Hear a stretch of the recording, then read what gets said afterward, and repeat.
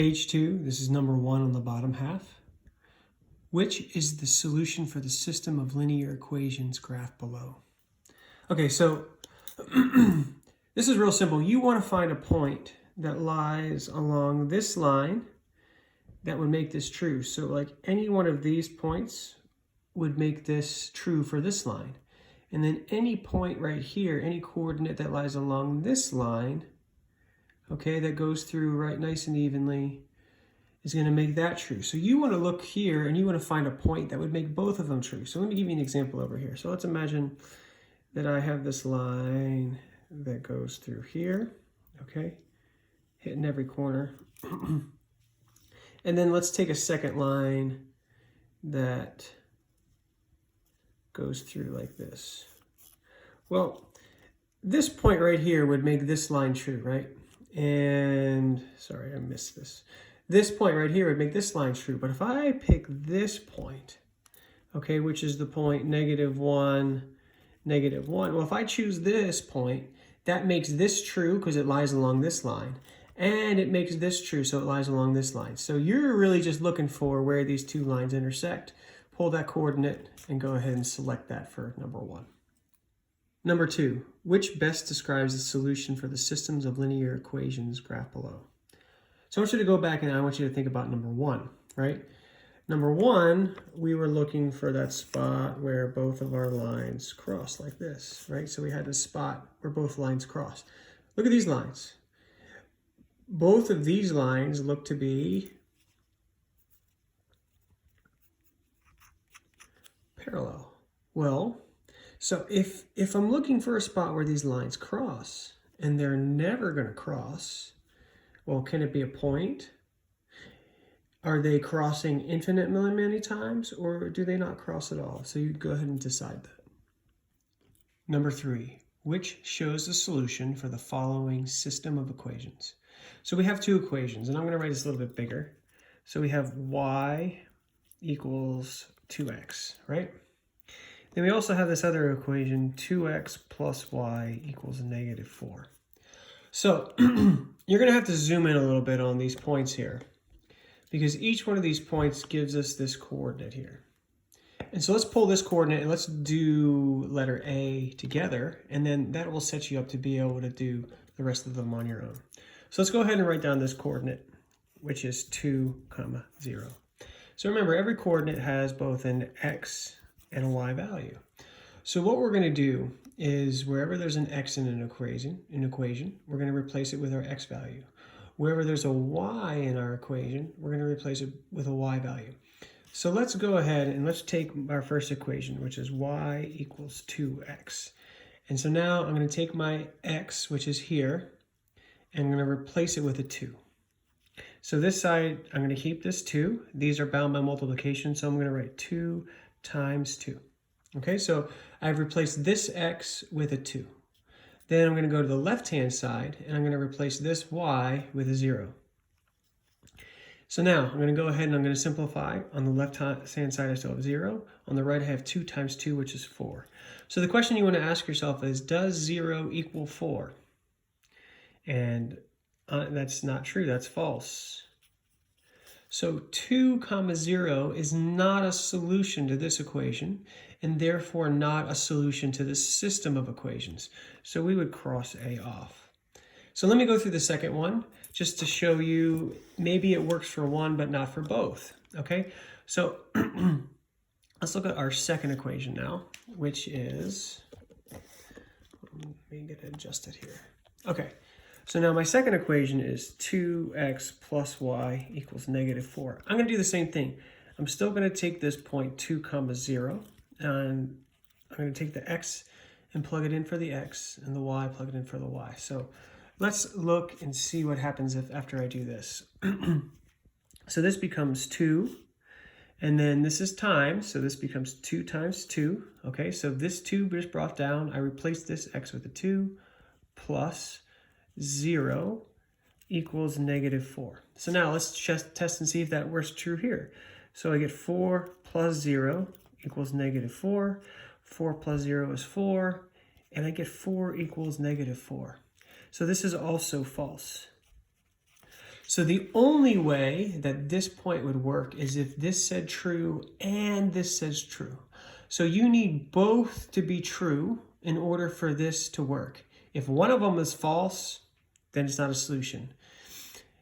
If both of them are false, it's definitely not a solution. So you need to get a true and a true. And a true statement would be something like, so let me give you a quick example of what a true statement.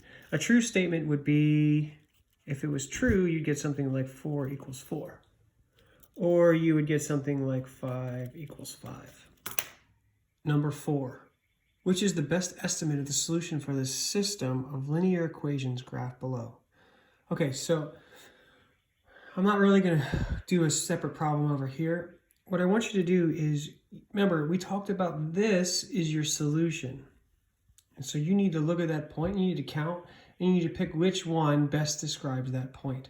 So remember, every coordinate has an x value and then a y value. And remember, your x value is on this axis, and your y value is on your vertical axis, right? So your x value goes here, so these would be your x values here, and then your y values start going up this way, okay? So make sure you're using that. Number 5, solve this system of equations by graphing. Okay, so we have 2 equations here. We have our first one and we have our second one. So let's deal with our second one first, okay?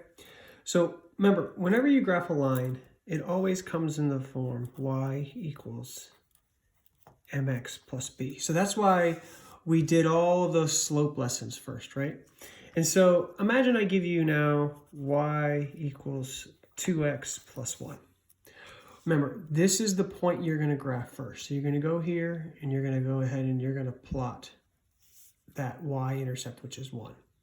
Then you're going to deal with your slope. So remember, any number that's a plain number, you can put over 1. So if it's 2 or 3 or -1 or even x, you can make that 1 over 1.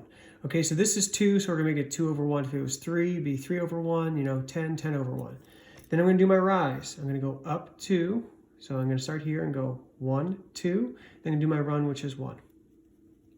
And so then I'm going to keep going up 2 over 1. Okay, so I'm going to start to get this set of points. And it looks like I'm walking up in this direction. And so if I go down 2, I'm going to want to go the opposite, which is left, to keep that straight line. So now I can go ahead and connect my points here. Okay, so you're going to go ahead and you're going to graph your first line, this one, just like this. So remember, there's a 1 here, so this would have a slope of 1 over 1. So then that's your first line in y equals mx plus b form.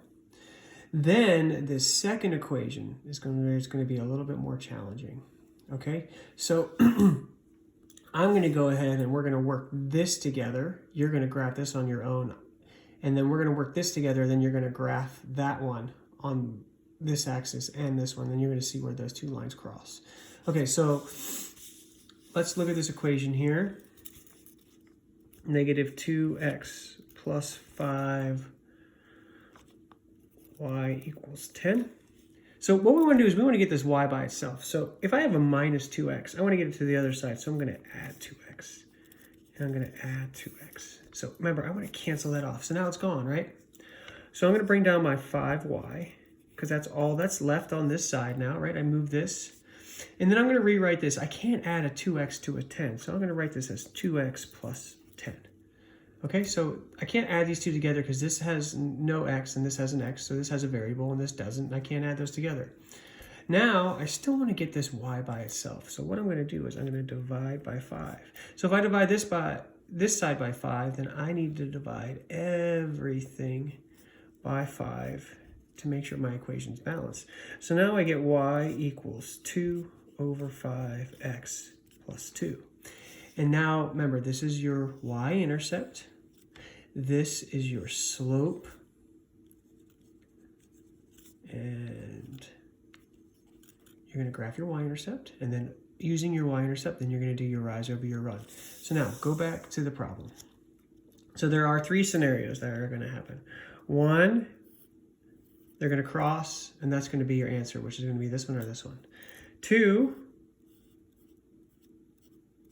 they can be parallel, which is no solution. 3, you graph a line, and then you're like, oh man, it's the same line. that would be your infinitely many solutions. So either both lines are going to cross, they're going to be parallel to each other, or they're going to lie right on top of each other. Number 6, consider the system of linear equations below. 3x plus y equals -4, -5x plus y equals 8. We're going to graph, label each line on your graph, and show any work. B, use your graph from part A to evaluate the solution for the system of equations. So you've done that a few times for part B. So what I'm going to do is I'm going to actually have you do the graphs on your own, but I'm going to help you solve both of these for Y. Okay, because I think that's a skill that we really don't have. And then I'm going to go over how to graph it, and then you're going to be on your own. So let's look at the first one. 3x plus y equals -4. So remember, to graph this, I want this y by itself, and I want to get into the form y equals mx plus b. Okay? So this is real simple. I just need to get this y by itself. So I have this 3x on this side, which is positive, and I want to move it to the other side. So I'm going to draw my line, and I'm going to go ahead and subtract it because it's positive, and then I'm going to subtract it from the other side. So now I get y equals. And if I wanted to be mx plus b, okay, so I want my slope and my x first, I'm going to write this term first. There's my slope and my x. Then I'm going to keep this -4 and I'm going to put it right after here. So this is my y-intercept, and then this -3 times x is my slope, and we're going to go ahead, we're going to put that over 1. So this is the first equation that you're going to graph. Okay, so remember, you're going to plot your y-intercept on the y-axis, that up and down axis, and then you're going to go ahead and you're going to do your slope. And remember, your little man, if it's a negative slope, he should be walking downhill like that. Okay, let's go to the second one.